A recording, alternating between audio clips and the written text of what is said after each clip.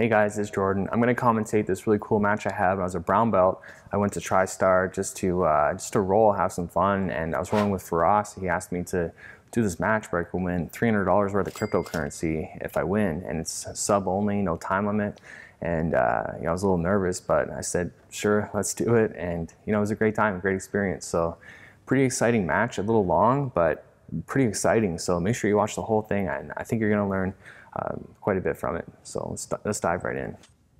So the match starts off with slap and bump, and I don't go for any takedowns in this match because it's sub only and it's no time limit. So I don't want to waste my energy wrestling, and takedowns are extremely tiring, and I'd much rather just be on the ground and get going right away. So I'm here on the bottom. Let's have like a reverse de la riva with my shin on shin. These guys like a Tristar, they're kind of like affiliated with like the Danaher Death Squad. So I knew that he'd have pretty good leg locks, and at the time I was just a brown belt, and I didn't have very good leg locks, so I didn't want to mess around with that too much. So from here I'm just starting off doing some pressure passing, but I shouldn't. I've got control beneath his knees. I should be above his knees to control him. And if I was passing now, I would do things a lot differently. Like, for instance, right here, I grab his head in this kind of over-under position, but what was the point of the head? I should have went here to begin with. I should have looked over to my right to begin with as well, but it worked out good. So I got that back step to finish the over-under pass, and just trying to control him. He's doing a really good job getting on his side. And because he does a good job of getting on his side, it also leaves him vulnerable to the back take. But I can't finish the back take in this case, so I started trying to go to mount, but it didn't work out for me. And from here, like the cage is in the way. So and the problem with the cage being in the way, it's gonna be a lot harder to go for scrambles and kind of find space to do what I want, right? So I make sure to pull him away from the cage. You'll see in a sec. So I'm here, I pull him away from the cage. I'm thinking, now things are gonna be a lot easier for me to get scrambles and get things going, right? So, here, the same kind of thing. I'm like working my pressure passing, but here I give him too much space, and he takes advantage of that, and then, starts attacking my neck. I'm pretty good at not getting guillotined, so I wasn't too worried, but it's also, not good to be in that position either, right? So he starts going for like a rubber guard, and I'm not too concerned, just making sure I don't do anything dumb.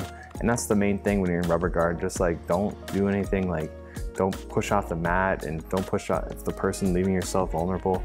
I think it's good to just kind of wait it out and kind of have an intelligent approach to it, and just think about it. So here he's doing a good job controlling my wrist. I don't know if he's trying to go for a triangle, something like that. Right away I go for that over under and just backstep quickly. And people kind of don't realize how often the backstep is available for them just to pass the guard very quickly. Here I'm trying to settle my position, but he's doing a great job of scrambling, staying on his side, and he starts grabbing my arm, so not good for me. But I knew my arm was pretty slippery. Like, I was already sweating pretty good. Like, I had already been rolling for a while before we did this match. I was rolling Faraz and a couple other guys, and Faraz kind of noticed, that I'm a high level, so he asked me if I wanted to do this match where I can win $300 worth of cryptocurrency. So obviously I'm gonna say yes. And I don't know what happens to that cryptocurrency. Like, I don't know what I'm doing. Like, I forgot my password, and I don't know how much it's worth now. So if anyone knows how much it's worth, let me know. It's like Dash, NEM, and Bitcoin Cash, $100 worth of each to win. So you can see here, he's trying to mount me. I'm just keeping my right knee in just to create that space. I'm trying to push him away, trying to frame away. That way I can get underneath him, more underneath his hips a lot easier, because right now all his weight is on his hips, right? So here, it's working some open guard, and no-gi is a little more difficult with open guard on your back. Like, what I should be doing is going to more of like a sit-up guard, and kind of attacking from there, like single legs and stuff like that, work some wrestling, especially because he's so tall. Like, he's got really long legs, so his hips are so far away, and because they're so far, these are hard to attack, right? So he's working his speed passing, And he's got a cool kind of grip, like the way he's kind of controlling my arm there. And here I get this cool, like, I call it like the Gordon Ryan sweep, because he's really, you know, good at this. I think it's called like a sumogeshi. Yeah, I could be wrong, but basically it's using your elbow to get that butterfly sweep, and it's definitely a very effective sweep. So from here, I'm already like starting to get a little tired, and this is a pretty long, grueling match. And so I'm just trying to control him. Normally I try to grab the head, but right here I already have like double underhooks, so I'm just kind of like, chilling and, you know, biding my time, just trying to, you know, get some more energy. And yeah, so not the most exciting thing to watch right now, but you know, it's a pretty exciting match altogether. So, you know, a little bit's fine. So here, you know, it looks like I'm kind of waiting for a back step. You know, let's see if I go for a back step. I can't really remember, but you know, you can pass half guards so often by doing back steps, like just waiting for that opportunity to come. And then see, look right there, just a small little back step and got it, right? Here, he does a great job getting on his side. I'm controlling his head like okay, but not enough because he's still on his side, right? But again, because he was on his side, he creates the opportunity to take the back, and I start taking the back, but then he doesn't let me do that. So I start kind of like try to go like north-south. He squares up with me, goes to like a little bit of sit-up guard, working his butterfly guard. And from here, like, yeah, I think he's trying to go for like a leg lock entry. And at this point, like, I didn't have the best leg locks. You know, I was just like, I kind of like just got my brown belt, and now I'm pretty good at leg locks, but you know, back then I wasn't. So, and yeah, again, I'm pretty tired. You can tell, like, you know, I don't have that like pep in my step, right? Like, I'm just trying to keep my guard right now and kind of recompose myself and tell myself, like, don't quit, you know. That's the main thing. And I learned a lot from this match. I really learned, like, you know, that you can really exceed your limitations, because I was so tired. I exceeded my limitations, and I just didn't give up. I just kept telling myself, like, just don't quit, just keep going. And kind of like really proud of myself because of that. So they're trying to go for like a little like baby bolo type thing. He does a great job controlling my head. I should use my right arm to stop that. Use those like T-Rex arms. But here I get this like cool sweep. I guess it's like a deep half guard type sweep, but I kind of just stretch him out and end up on top in over under position. And I'd probably get that back step again. You know, we'll see. No, he grabs my head, starts going for a guillotine, and flips me over. But you know, I do a Gramby roll to get my guard back. Really effective move. And just playing more open guard. But you know, these, again, like against taller opponents, it can be extremely hard to play a no-gi open guard. Like, gi is hard enough against these like tall opponents, have their hips so high. Here's a cool little back take right here. And yeah, I'm like pretty good at just getting these like weird back takes. Like, just, I can always find a way. I always, like, a quote I really like is, all routes lead to the back. And that's a good mentality to have, because the back is the best position, I think. Like, you know, whether in, just say you're in striking, if the person is facing away from you, like, you can punch them, they can't punch you. And it's the same kind of principle in Jiu-Jitsu or in grappling. Like, if someone is facing away from you and you have their back, they're in completely vulnerable position. So I think the back is the best. Also the easiest to submit from, especially in, like, you know, like, mount is great, like, for like ground and pound, like for MMA, but you know, for submissions, especially in no-gi, I feel like it's a little more limited. Like, you know, my arm triangle is like my best submission from like no-gi mount, and it doesn't have, like, there's not that versatility that you have in the gi. Like, I got a lot of like really good submissions in the gi, right? But from the mount, but no-gi, I'm kind of more limited, and I just really like that arm triangle. So here, just making sure, you know, I control the legs. Like, you know, when you're in a guard, you should have 3 points of contact or 4 points of contact, grabbing your hands and your legs, your feet, right? So here I'm just in this weird position. Like, you know, I should have got the underhook with my right arm, but I kind of just try to get this like weird back take just like before, but it doesn't work out for me this time.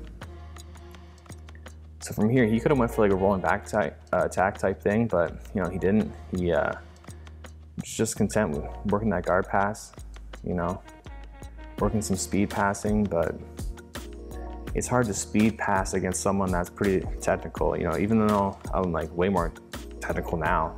Like was still obviously technical back then, and like, you know, the speed passes, like, you got to be really good at them. You got to, you know, have a very technical speed pass to be the technical guard.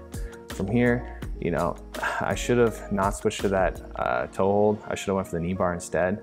But here I started going for like the heel hook. But I was just such a noob back then at leg locks. I didn't really know what I was doing. Like, if I was in this position now, I'd feel so much more confident. Like, I would know exactly what to do. I'd probably get a finish, maybe over, and I could, you know, I could relax a bit. But instead, I was a little more inexperienced in that position, so I had to go like a couple more minutes fighting just to stay alive and not die and like puke and, you know, die of exhaustion. That's how I felt. You know, he's going for these leg locks, but I'm not too concerned. Like, people reef on my legs all the time. I got pretty like strong, like short legs, which can be very hard to leg lock because of it. And here, yeah, I'm just like so tired, just trying to get some energy back, just to build up some energy to get an attack going. So he's doing a good job controlling my legs, and, you know, I'm not really sure what his game plan is right now. He's kind of switching back and forth between like leg locks and passing. He goes for this leg lock, but there's nothing really to it. And Donald's a pretty good grappler. You know, he was teaching no-gi at Tristar at the time. I don't know if he still is.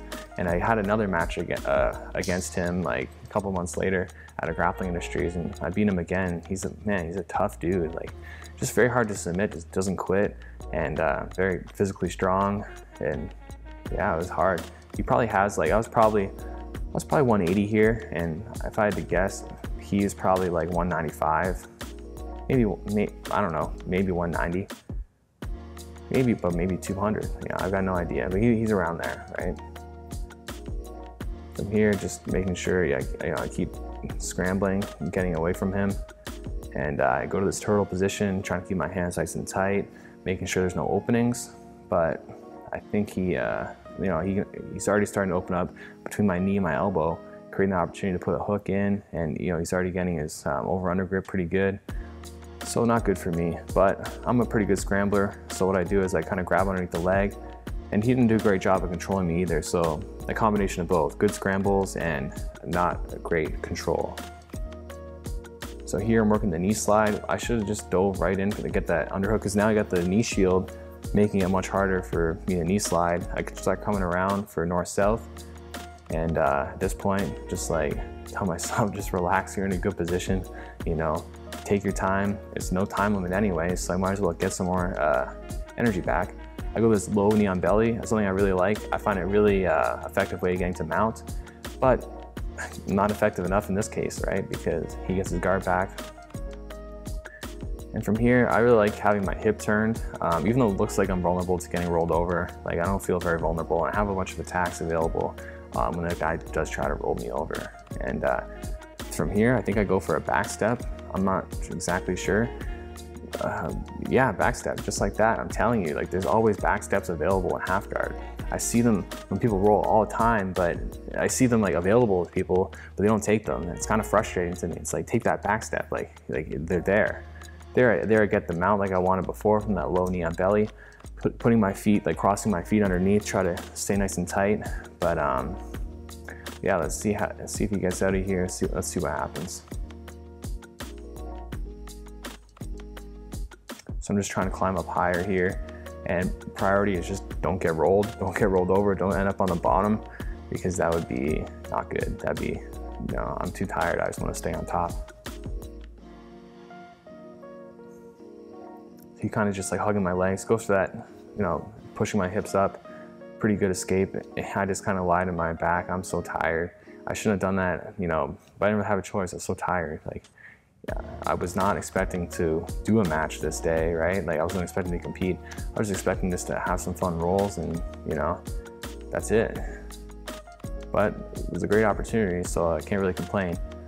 So he's got me in turtle again, and again, just trying to stay tight. I'm really not letting him get those openings. I do a Gramby roll, snatch up the leg, and thank God I get the knee bar, I get the tap. I'm just thinking to myself, thank God it's over. I'm so tired. I won. All right, so that was a great match, and if you liked what you saw, make sure you check out one of these videos to keep improving your jiu-jitsu.